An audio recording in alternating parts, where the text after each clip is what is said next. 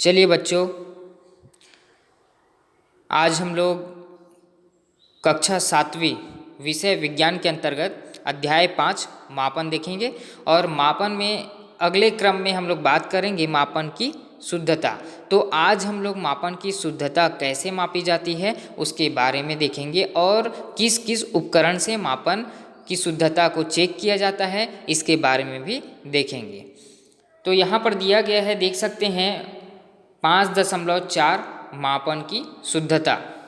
विज्ञान तथा प्रौद्योगिकी के इस युग में परिशुद्ध और यथार्थ मापन की नितांत आवश्यक है। जब भी कोई भी ऐसा है जहाँ पर मापन किया जाता है, चाहे वह घर बनाने में हो, चाहे वह लोहे बनाने में हो, चाहे सोना चांदी बनाने में हो, तो उनकी मोटाई को चेक करने के लिए उसमें उपकरण का उपयोग किया जाता है।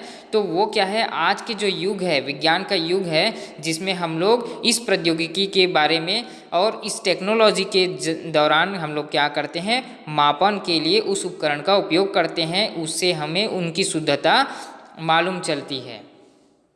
तो उसी के बारे में जो है क्या होता है, बहुत सारे इंजीनियर्स हैं, वैज्ञानिक हैं, और महंगी महंगी वस्तुओं को खरीद करके उनकी जो है परिशुद्धता को चेक करते हैं, अर्थात उन मापन की आवश्यकता होती है। तो वैज्ञानिकों और औषधि निर्माण के लिए भी और रसायनों के लिए भी और औषधियों के द्रव्यमान को यथार्थता से मापने के लिए आवश्यकता पड़ती है। ठीक है।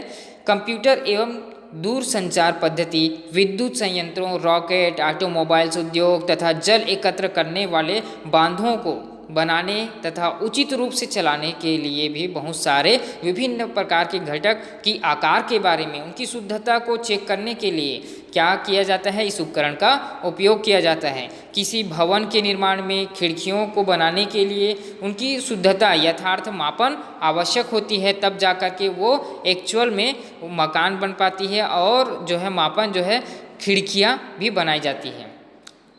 नहीं तो क्या हो जाएगी, मापन यदि परिशुद्धता पूर्वक नहीं बनाएंगे तो क्या हो जाएगी, टेढ़े मेढ़े बनेगी। तो परिशुद्धता चेक करने के लिए उपकरण का उपयोग किया जाता है। चलिए देखते हैं, यहाँ पर लिखा है मापन में शुद्धता मापक उपकरण पर निर्भर करती है। ठीक है, मापन की शुद्धता मापक उपकरण पर निर्भर करती है। ठीक है, आगे हम लोग देखते हैं, मापक जब मापन करते हैं तो उस समय प्रायः ऐसे उपकरण का उपयोग करते हैं जो हमें वांछनीय शुद्धता प्रदान करते हैं। ठीक है, तो उदाहरण में देख सकते हैं, किसी तार की लंबाई मापने के लिए मीटर स्केल का उपयोग लिया जाता है ना। किसी तार को हम लोग मापते हैं तो एक मीटर का उपयोग करते हैं, और मीटर के द्वारा हम लोग उस तार की लंबाई चेक कर सकते हैं कि कितने मीटर की तार है। या छोटी तार रहे तो उसको स्केल के माध्यम से हम लोग भी चेक कर सकते हैं, इतने सेंटीमीटर की या इतने मीटर की वो तार लगी है।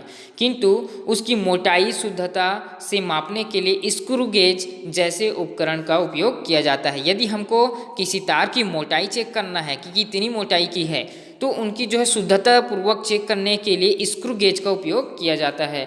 बाजार में महंगी और सोना चांदी प्लेटिनम हीरा इत्यादि क्रय करते समय उनकी मापन की परिशुद्धता व सही माप का विशेष ध्यान रखना जरूरी होता है।